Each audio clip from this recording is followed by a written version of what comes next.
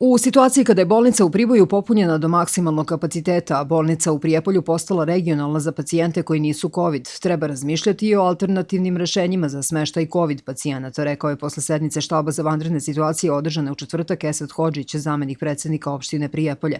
Dodaje, doneseni su i određeni zaključci. Da jedna komisija pregleda dom zdravlja i eventualno ako bude potrebe da se predloži Ministarstvu zdravlja otvaranje tog objekta kao COVID bolnica. Ta komisija će do sledećeg četvrtka, a ako bude trebalo i pre, dostaviti taj izveštaj. Razgovaralo se i o mogućnosti da se, ukoliko za tim bude potrebe, pomoć zatraži i od vojske. Očekivanja su da će se situacija narednih dana smirivati i da nije hitno potrebno obezbediti nove kapacitete.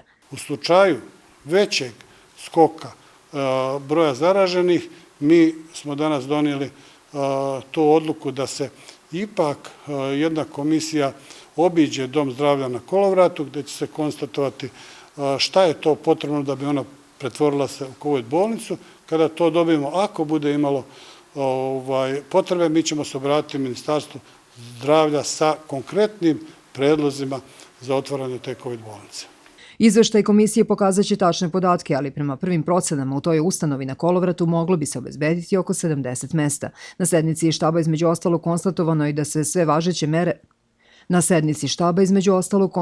je i da sve važeće mere polako daju rezultate kao i u ostatku Srbije, a ono što se savetuje građanima je da naročito pred nastupajuće praznike budu maksimalno odgovorni i ponašaju se u skladu sa trenutnom epidemiološkom situacijom.